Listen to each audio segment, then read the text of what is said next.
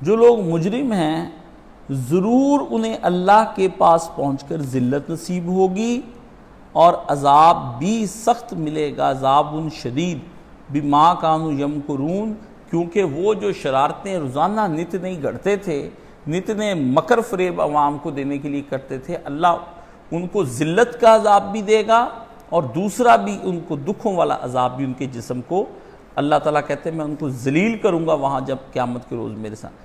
قیامت والے دن کئی عذاب ہونے ہیں، ایک جو ذلت والا عذاب ہے وہ بڑا گھٹیا ہونا ہے۔ پہلے تو بندے کا وہ سارا کچھ کچا چٹھا اللہ اس کے ان رشتہ داروں اور ان یاروں کے سامنے کھول کر دکھائے گا جن کے سامنے وہ بڑے مقدس بنا پھرتا تھا، بڑا حاجی نمازی بنا پھرتا تھا، تسبیح پکڑ کے لمبی سی داڑھی رکھ کے آتے جاتے الحمدللہ استغفراللہ مالک تیرا کرم ہے، شکر الحمدللہ یا اللہ تو تیرے عاجز بندے باجی اللہ قبول فرما لے، اندروں دل ہوندا من گیا کاشی، سمجھ گیا نا، اگلی یاری ہوں نہیں مانتا تو اگلی یاری منا لیندے سی، ٹھیک ہے، سانو نہیں مننا تو مننا کہنوں آ پھر۔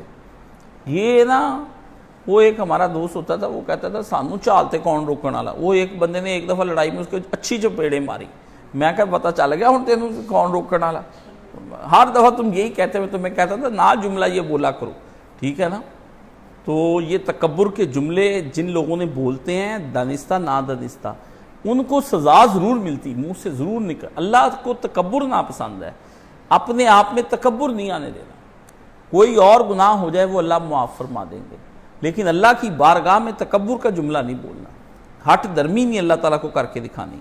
تو یہاں پر اللہ تعالیٰ فرماتے ہیں کہ اللہ تعالیٰ ان کے ان تمام جرائم کو ان کے سامنے قیامت کے روز ان کے سامنے لے کر آئے گا اور ان کے سامنے پھر ان کو بتائے گا کہ کس طریقے سے انہوں نے یہ شرارتیں کی تھیں، تو اس کے نتیجے میں آج ان کو کیا ذلت بھی ہو رہی ہے۔ اللہ نے فرمایا کہ یہ وہ چال بازیاں ہیں جن کے پیچھے ان کا تکبر چھپا ہوا تھا۔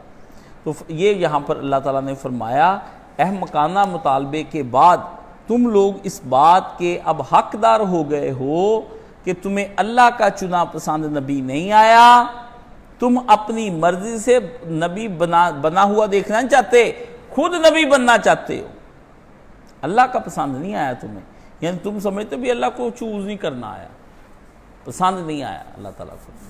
کہ وہ بندے جو راضی بے رضا نہیں نہ رہتے ساری زندگی، کہتے ہیں اللہ اس طرح تک کر سکتا سی نا، یہ جملہ کہنے میں بڑا آسان ہے، یہ جتنا سخت مانن ہے اس کے اوپر جو پکڑ ہے اور گرفت ہے یہ نہیں ہونا چاہیے۔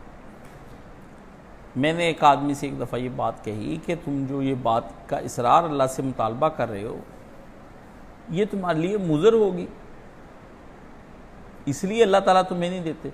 تو اس نے آگے مجھ سے جواب میں کہا اگر پہلے مضر سی نا تو اللہ انہوں نفع علی بنا کے بھی دے دے۔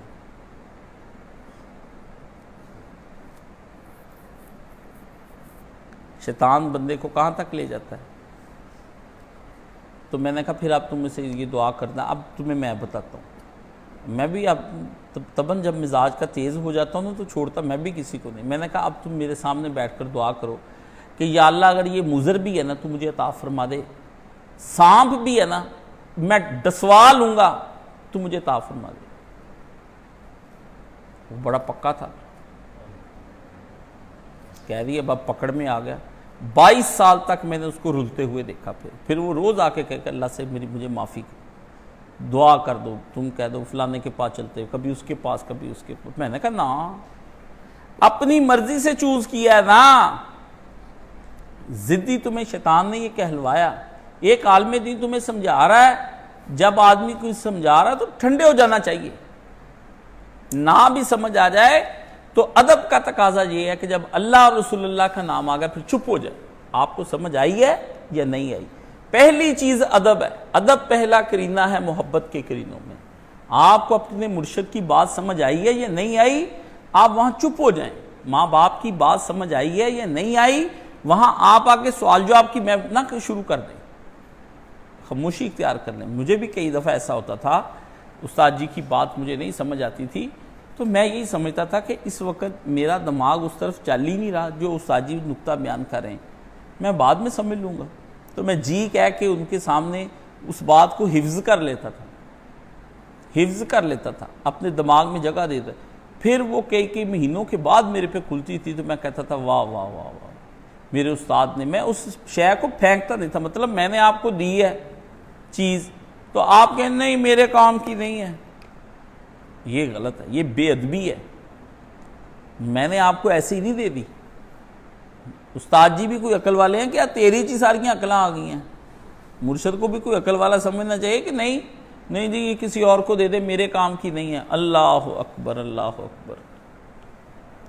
اللہ کے ولی پاس بیٹھے آدمیوں کو کچھ کھانے کو دیں تو چپ کر کے تبرک سمجھ کے نہ نہیں کرنی چاہیے, لے لینی چاہیے. کوئی آدمی آپ کو نبی علیہ السلام نے فرمایا تکیہ دے تو تکیے کو نہ نہیں کرنی, دودھ پکڑائے تو دودھ کو نہ نہیں کرنی. مجھے یاد ہے ہم شمیسیہ گئے. شمیسیہ وہ مقام ہے جہاں صلح حدیبیہ ہوئی تھی. تو مولانا مرحوم بھی بس میں سوار تھے, میں بھی تھا. تو وہاں ایک وادی فاطمہ آتی ہے, تو ہم شمیسیہ سے اتر کے وہاں پہ وہ جگہ مسجد بنی ہوئی تھی پرانی, وہاں پہ میں نے بتایا کہ یہاں اللہ کے رسول بیٹھے تھے, درس دیا میں نے. تو مولانا اس میں بیٹھے ہوئے تھے, انہوں نے سارے مقام زیارتیں دیکھی تھیں, وہ اس لیے بس میں بیٹھے رہتے تھے, وہ نہیں نکلتے تھے دیکھنے کے لیے. وہ بعد میں کئی دیکھ کے آ کے میں واپس کہتے کاشف بیٹا یہ جھوٹھی زیارت ہے, کوئی نہیں ہے یہ میں آپ ہی نہیں گیا سی. میں کہا تو دیکھا پہلی باری گیا ہے. میں کہا مجھے بھی بتا دیتے, میں ایسے ہی گرمی میں پھر کے آ گیا. کہتے نہیں میں کہا ایک باری ذرا تو ہی پھریا چکر لا, ٹھیک ہے نا. تو وہ شمیسیہ میں وہ نکلے نہیں بڑے آرام سے, تو میرے دماغ میں پھر بات آ گئی بھی استاد جی جو نہیں نا اترے, کوئی کام ہوگا یہاں بھی. وہ پھر انہوں نے مجھے بات بتائی اس کے بارے میں بھی. وہ تو ہم گئے تو وہاں پہ اونٹ والے تھے, وہ دودھ دو رہے تھے اونٹنیوں کا. تو میں نے سنت سمجھ کے نبی علیہ السلام کی, میں نے کہا آپ علیہ السلام نے اونٹنی کا دودھ پیا. صحرا کے اندر گئے حضور, چلو ہم بھی 10 منٹ اس میں بس سے اتر کے اندر گئے. دیکھا, میں نے اس سے کہا کہ مجھے تازہ دودھ دھو کے دو. اس نے ایک پیالہ دودھ کا دھو کے دیا. تو میں تھوڑا سا مولانا کے لیے بھی لے کر آیا, تو ان کا دل نہیں چاہ رہا تھا پینے کا. تو انہوں نے کہا میں نے پیا ہوا ہے. تو مجھے اس بات کا نا ذرا دیر سے ادراک ہوا, تو میں نے کہا نہیں آپ تھوڑا سا لے لیں. تو انہوں نے لے کے 1-2 گھونٹ مجھ سے پی لیے. مجھے بعد میں سمجھ آیا کہ دودھ کو بھی جو ہے وہ نہ نہیں کرنی چاہیے, لیکن اگر کوئی آدمی ایسا مریض ہے تو اس کو آپ کو کہہ سکتا ہے کہ مجھے موذر ہے, مجھے ڈاکٹر نے منع کیا. یہ نہ ہو آپ گھر میں آپ کو دودھ دے, آپ پی کے رات کو حیضہ ہوا ہو, صبح آپ میں روزے چھڈے ہوئے ہوں, مڑ کے اسی میرے گل پی جاؤں سارے جانے. تو قائد صاحب نے راتی فرمایا شیخ استغفر, دیکھو میں ہسپتال جاواں پتہ لینا, وہ آ گئے جنہوں نے دودھ پیتا سی. یہ نہ کریں, آپ اپنے حساب سے رہیں, ٹھیک ہے نا. تو اللہ نے فرمایا, اللہ نے عقائد کے اندر یہ بات انہیں یہاں پر فرمائی کہ